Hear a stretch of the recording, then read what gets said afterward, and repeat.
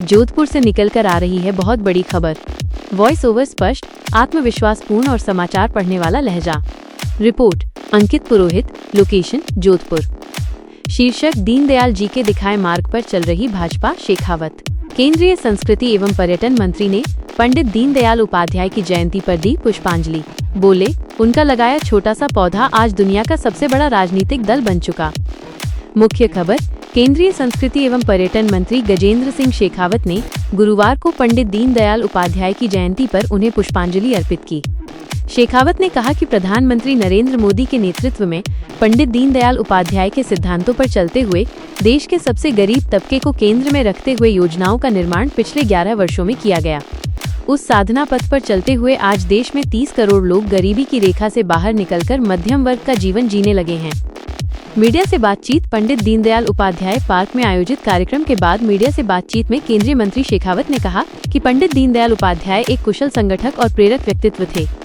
उन्होंने जनसंघ का एक ऐसा पौधा स्थापित किया और इस मंत्र के साथ में सींचा जो जनसंघ से भारतीय जनता पार्टी तक की यात्रा में आज भी हमारे लिए उतना ही मूल्यवान एवं आदर्श है।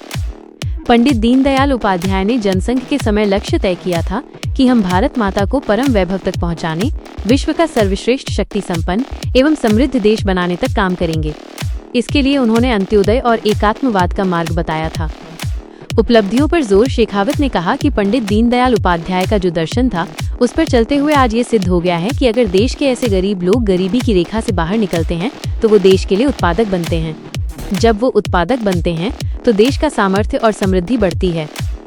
हम सब देख रहे हैं कि आज भारत दुनिया की चौथी बड़ी अर्थव्यवस्था बनकर तीसरी बड़ी अर्थव्यवस्था की तरफ बढ़ रहा है। राजनीतिक विस्तार। केंद्रीय मंत्री शेखावत ने कहा कि दीनदयाल उपाध्याय के बताए मार्ग पर चलकर भाजपा को लगातार तीसरी बार प्रचंड बहुमत के साथ सरकार बनाने का आशीर्वाद जनता ने दिया है।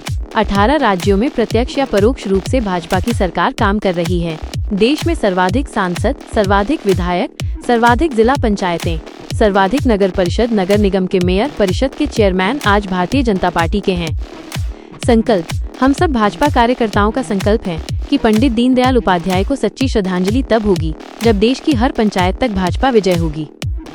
माइक्रोस्कोप लगाकर देखेंगे तो छोटी से छोटी इकाई में भाजपा का झंडा और परचम फहराता हुआ दिखेगा। समापन। इस अवसर पर पार्क परिसर में पंडित दीनदयाल उपाध्याय की जीवनी पर आधारित प्रदर्शनी का आयोजन किया गया। राज्यसभा सांसद राजेंद्र गहलोत, राजस्थान के शिक्षा मंत्री मदन दिलावर, सूरसागर विधायक देवेंद्र जोशी, शहर विधायक अतुल भंसाली सहित बड़ी संख्या में भाजपा पदाधिकारी, जनप्रतिनिधि और कार्यकर्ताओं ने भी पंडित दीनदयाल उपाध्याय की आदमकद प्रतिमा पर पुष्पांजलि अर्पित की। अंकित पुरोहित की रिपोर्ट के साथ जोधपुर से। आज बड़े हर्ष का विषय है कि पंडित दीनदयाल जी के जन्मदिवस के उत्सव पर भारतीय जनता पार्टी जोधपुर शहर द्वारा आयोजित इस कार्यक्रम में केंद्र के सांस्कृतिक एवं पर्यटन मंत्री श्री गजेंद्र सिंह जी, राज्यसभा सांसद भाई राजेंद्र जी गहलोत एवं हमारे सभी विधायक एवं भारतीय जनता पार्टी के सभी कार्यकर्ता बंधु सब यहाँ पधार कर जन्मदिन के उपलक्ष्य में आप सभी यहाँ पुष्पांजलि अर्पित की। हमने आज एक वर्ष के रूप में आदरणीय श्री दीनदयाल जी उपाध्याय की जन्म जयंती यहाँ मनाई है एवं इसके सिद्धांतों पर चलने की आज सभी भारतीय जनता पार्टी के कार्यकर्ताओं ने प्रेरणा ली है। पंडित दीनदयाल उपाध्याय जी एक कुशल संगठक और ऐसा प्रेरक व्यक्तित्व जिन्होंने जनसंघ का एक ऐसा पौधा स्थापित किया था और स्थापना के समय से उसको इस मंत्र के साथ में सींचा जो मंत्र जनसंघ से लेकर के भारतीय जनता पार्टी तक की इस यात्रा में आज भी हमारे लिए उतना ही मूल्यवान और आदर्श है। पंडित दीनदयाल उपाध्याय जी ने जनसंघ के समय संगठन को के लिए जो लक्ष्य तय किया था कि हम भारत माता को परम वैभव तक पहुंचाने के लिए विश्व का सर्वश्रेष्ठ शक्ति संपन्न देश बनाने के लिए, समृद्ध देश बनाने तक के लक्ष्य के लेकर के काम करेंगे। और उसका मार्ग भी उन्होंने निश्चित किया था और मार्ग था अंत्योदय का मार्ग, एकात्म मानववाद का मार्ग, कि विकास की पंक्ति में खड़े हुए हर व्यक्ति को जब तक विकसित करके उसे इस दौड़ में बराबरी के स्तर पर न लाया जाएगा, विकास की पंक्ति में अंतिम पायदान पर खड़े हुए व्यक्ति को समृद्ध सशक्त करके देश के लिए उपयोगी न बनाया जाएगा, तब तक देश इस लक्ष्य को प्राप्त नहीं कर सकता। इसलिए मार्ग और लक्ष्य दोनों सुनिश्चित होने के चलते हुए जनसंघ और तदुपरांत भारतीय जनता पार्टी इस आदर्श को लेकर के काम कर रही है। उनका लगाया हुआ छोटा सा पौधा आज विशाल वृक्ष बनाए और दुनिया की सबसे बड़ी पॉलिटिकल पार्टी बनाए। हम आज सब लोग यहाँ दीनदयाल जी को श्रद्धांजलि देते हुए, उनको श्रद्धा सुमन अर्पित करते हुए हम सब अपने आप को गौरवान्वित महसूस करते हैं कि उनका लगाया हुआ पौधा आज लगातार 3 बार से भारतीय जनता पार्टी को प्रचंड बहुमत के साथ देश की सरकार बनाने का आशीर्वाद देश की जनता ने दिया है।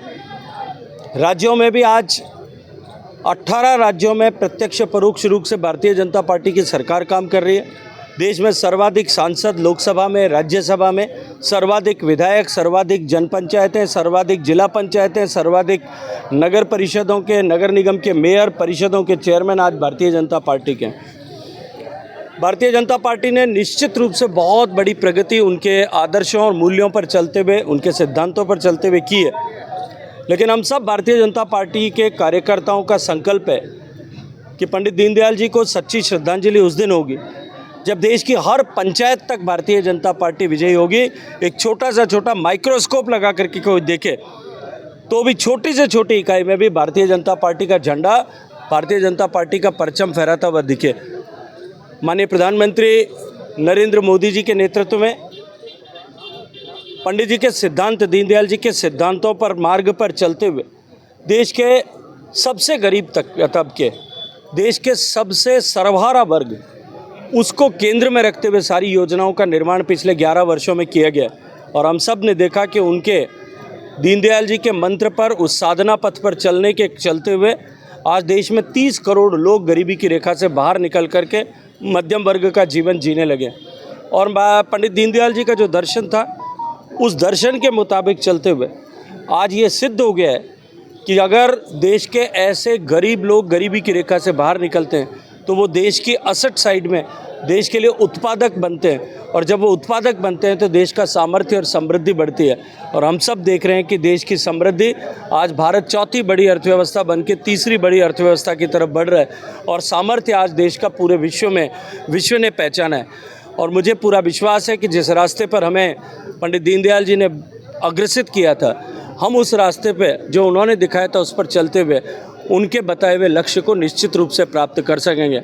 हम सब भारतीय जनता पार्टी के कार्यकर्ताओं की तरफ से पंडित जी को श्रद्धापूर्वक हम सब ने श्रद्धा सुमन अर्पित किए हैं। देश के महान चिंतक, विचारक, संगठनकर्ता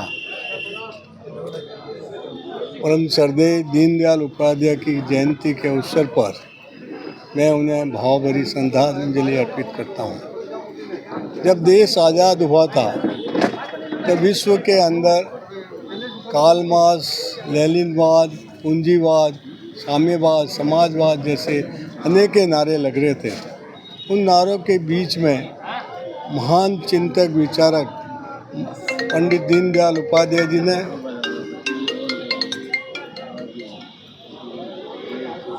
एकात्म मानववाद और अंत्योदय का अर्थ था कि समाज की अंतिम पंक्ति में खड़ा व्यक्ति स्वाभिमान पूर्वक अपना जीवन बिता सके। और एकांतवाद ये था कि सभी को अवसर मिले आगे बढ़ने का। इस दो विचारधारा को लेकर भारतीय जनसंघ और फिर भारतीय जनता पार्टी ने इसी आधार पर आज हमारे देश के प्रधानमंत्री आदरणीय नरेंद्र मोदी समाज के अंतिम पंक्ति में खड़ा व्यक्ति स्वाभिमान पूर्वक जीवन व्यतीत करते हुए देश और समाज की सेवा कर सके, यह कार्य सबका साथ, सबका विकास, सबका प्रयास लेकर आज जो कर रहे हैं, इससे हम कह सकते हैं कि आज पंडित दीनदयाल उपाध्याय के विचारधारा के आधार पर केंद्र सरकार दलित, पिछड़ा, अन्य किसान, अन्य योजना के साथ उनको एकात्म मानववाद और अंत्योदय को लेकर देश को सशक्त भारत बनाने का और विकसित भारत बनाने का कार्य संकल्प है। उस संकल्प को हम पूरा करेंगे। एक बात और कहना चाहूँगा कि आज़ादी के बाद देश में अनेकों पार्टियाँ थी विचारधारा थी वह सब विचारधारा बिखर गई, टूट गई। और भारतीय जनसंघ से लेकर भारतीय जनता पार्टी तक एक ही विचारधारा, देश को महान बनाना है, देश की जनता के लिए काम करना है, देश और जनता को सामने रखकर जो योजनाएं बनाई उस योजना के अनुसार संगठन आगे बढ़ा है। तो आज 1951 से लेकर आज जो 76 साल हुए हैं और 76 साल के अंदर यह भारतीय जनता पार्टी का वटवृक्ष जो आज दिख रहा है, इसके कारण देश को मजबूती की ओर आगे बढ़ाएगा। और विकसित भारत का जो हमारा सपना है, भारतीय जनता पार्टी के कार्यकर्ता इस संकल्प के साथ आज दीनदयाल जी को श्रद्धांजलि दे रहे हैं कि हम विकसित भारत का ये सपना पूरा करेंगे। जो लोग मानवता के नाम पर जिस तरह के विभाजन कर रहे थे, वहाँ हमारा एकात्म मानववाद सब मानव को जोड़कर विश्व शांति का मंत्र बनेगा। आज मैं पंडित दीनदयाल उपाध्याय को एक बार स्मरण करते हुए सब उनको श्रद्धांजलि अर्पित करता हूँ। भारतीय राजनीति में एक अहम स्थान रखने वाले, एक वैचारिक क्रांति लाने वाले, जिन्होंने अपने विचारों के माध्यम से देश की राजनीति को नई दिशा दी, ऐसे परम पूज्य पंडित दीनदयाल जी उपाध्याय जी की आज जयंती है। भारतीय जनता पार्टी का प्रत्येक कार्यकर्ता उनको सदा सुमन अर्पित करने के लिए आया है। पंडित जी ने जिस तरह से एकात्म मानववाद के माध्यम से इस देश में एक राजनीति में एक परिवर्तन का दौर, व्यक्ति को इकाई मानते हुए उसका विकास करना, उसके माध्यम से समाज का विकास और राष्ट्र का समग्र विकास, ये जो उनका चिंतन था, आज वो चिंतन प्रत्येक भारतीय के मन में उनके प्रति आस्था जताते हुए आज जिस तरह से भारतीय जनता पार्टी की सरकार काम कर रही है, उन्हीं का चिंतन है, उन्हीं का विचार है, उन्हीं के विचारों को आगे बढ़ा रही है। चाहे वो जन धन की योजना हो, चाहे वो तमाम जन कल्याणकारी योजना हो, उनके पीछे प्रेरणा परम पूज्य पंडित दीनदयाल जी उपाध्याय की है। मैं उनको सदा समर्पित करता हूँ। युग प्रणेता, युग प्रधान, जिन्होंने एक नए युग की शुरुआत की और जो